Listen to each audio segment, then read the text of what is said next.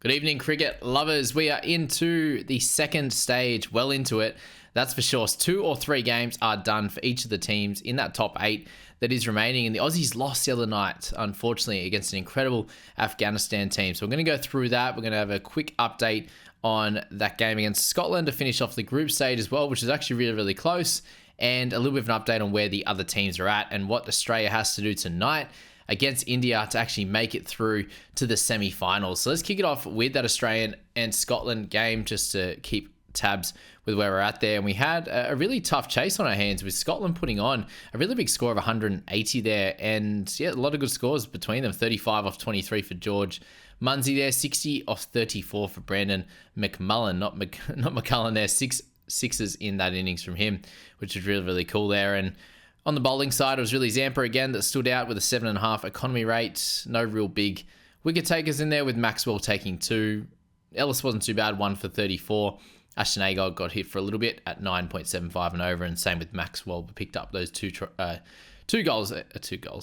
wickets there, which is really cool. So you can tell I'm in footy mode, that's for sure. But the Australian chase was awesome there with Travis Head picking up 68 off 49. We had Stoinis there, 59 off 29. And it looked like, obviously, with those 3 wickets there of Warner, Marsh and Maxwell, the things were looking pretty sour, that's for sure, against Scotland in this one. They actually pulled this win out of thin air, really. It was just that one massive partnership with Stoinis going 59 off 29 was incredible.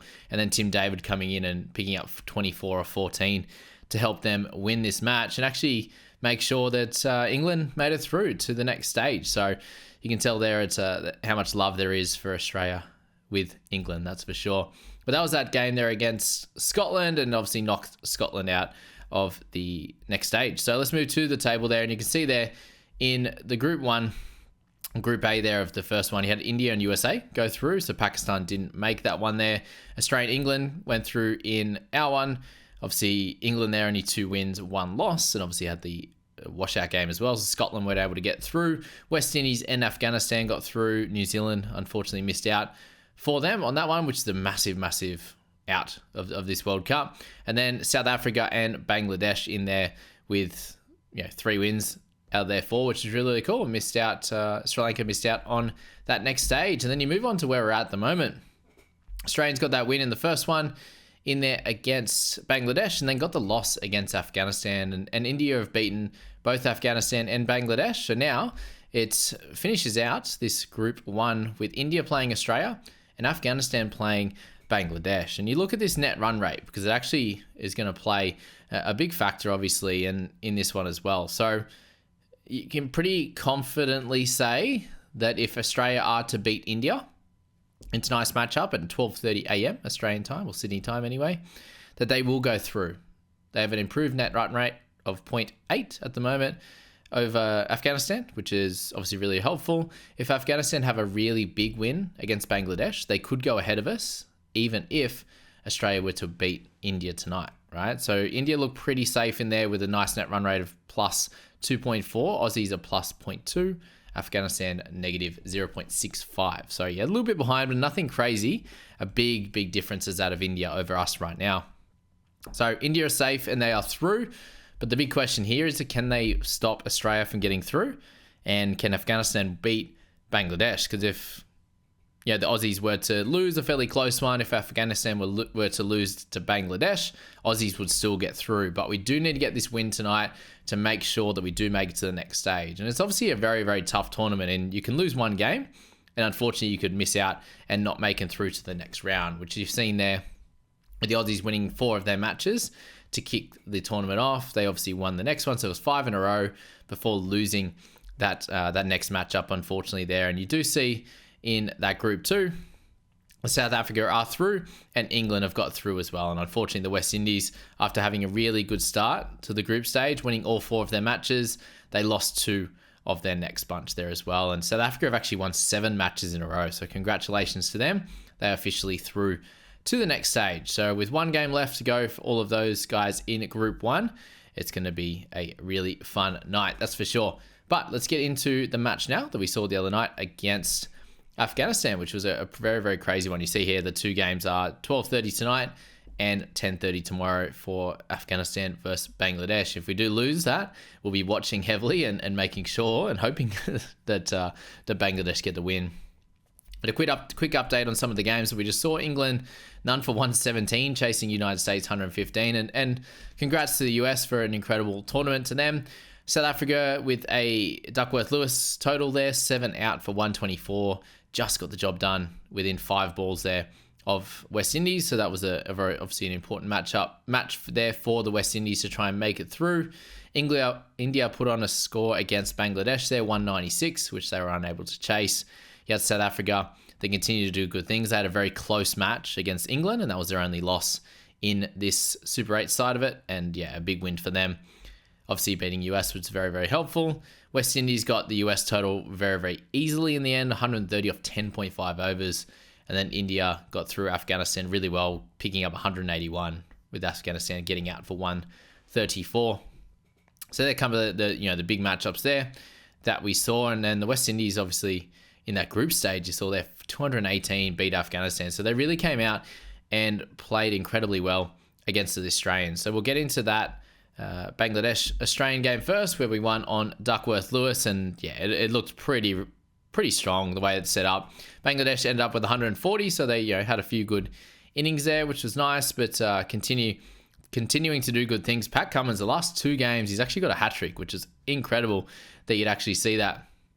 Starkey bowling really well, only going for 5.25 and over. Hazelwood just over 6 there as well.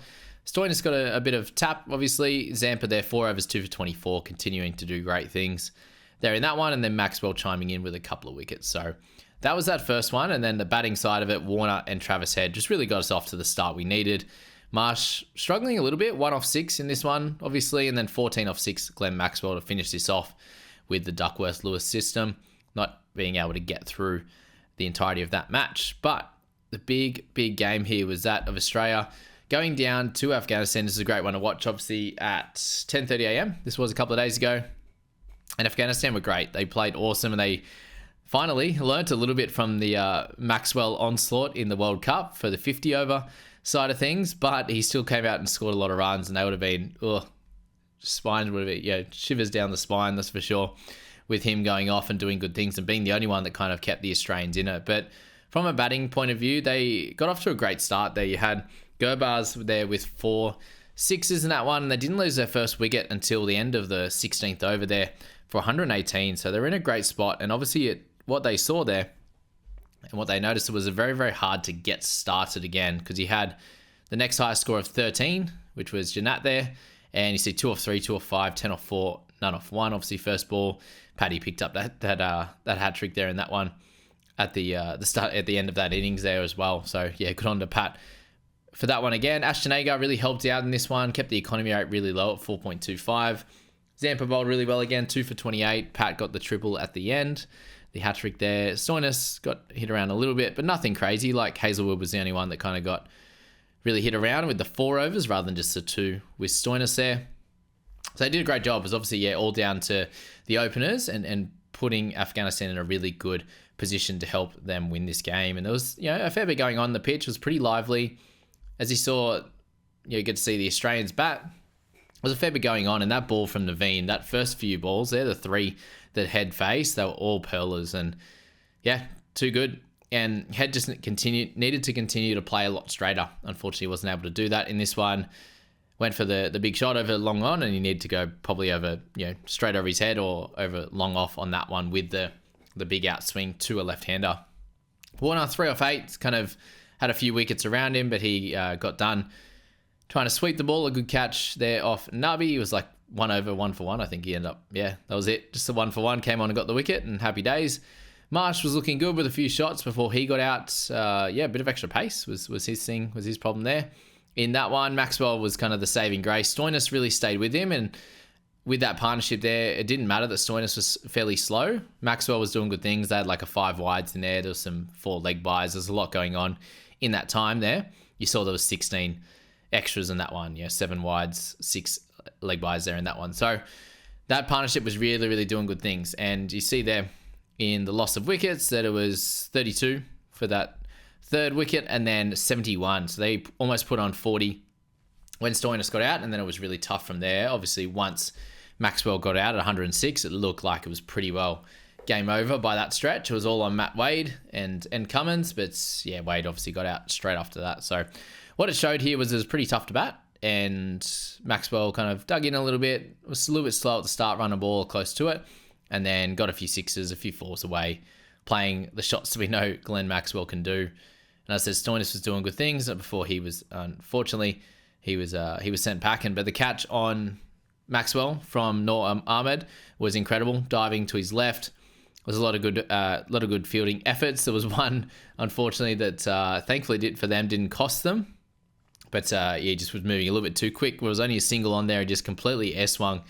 One that ended up going for 4. So yeah, there was that part of it. And then yeah, David got a ball that just moved a lot, like in the air and a little bit off the seam as well.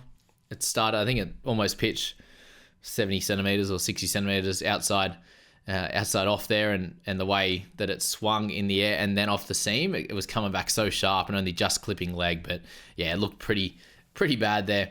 And then when you've got Rashid Khan in there, obviously the superstar of the year is 1 for 23 off that 4. He got the 1 wicket, but he kept that economy down, and they weren't able to really attack him on that one. And what you saw here was the fast bowlers that really dominated Australia here, which you don't expect at all. But Naveen had a cracker there, 3 for 20.